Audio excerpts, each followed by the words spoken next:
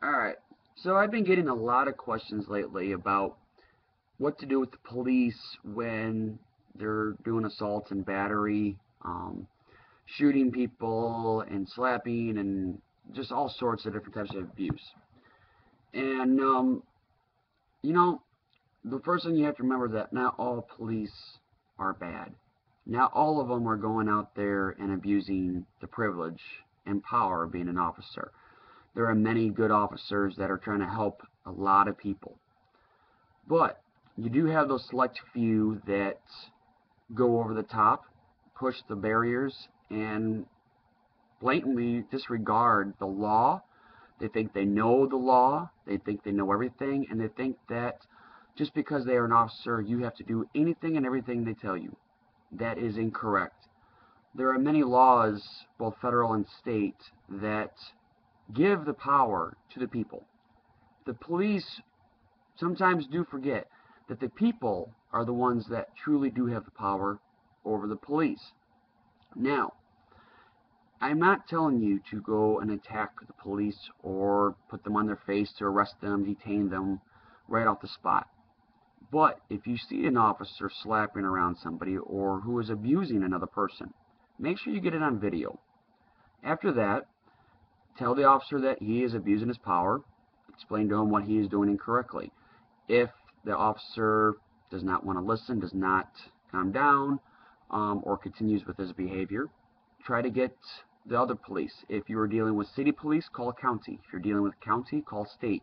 If you're dealing with state, there are many other policing powers that have power over them. You always want to go one over the department that you're working with. They can come out and take care of everything you need to take care of. Now, if you're in a situation that is escalating quickly and someone is in dire need of help, then get the people together. Grab 20 people. You are allowed to make a civil arrest. If an officer is breaking the law, you have the right to arrest them. But by doing so, you are putting yourself in harm's way of both being arrested, place charges against you, and you can also be shot. So, you must be very, very careful in doing so. But you can detain the officer. Now, there are other situations that are going on of where officers are shooting other people. You see a lot of times where there's 6 shots to a head, straight to the heart, things like that. That is not what they're trained to do.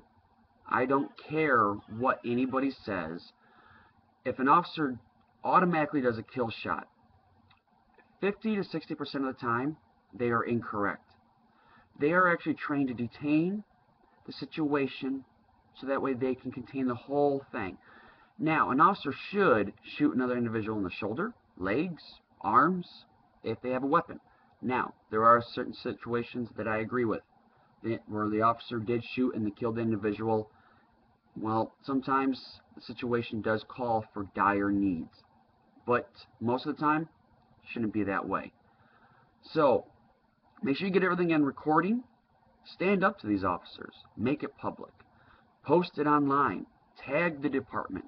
Do not tag the individual by name. That is one of the most important things. If an officer made a mistake, you do not want to ruin his life. You know, that is his private life. He has a family. You do not want to ruin it for them. There are many people that will go to extreme and destroy his life and harm him and his family. We do not want that. Tag the police department. Tag the city. Make it public. You make it public enough, and the news and everybody else will make sure that officer gets investigated, indicted, and charged accordingly.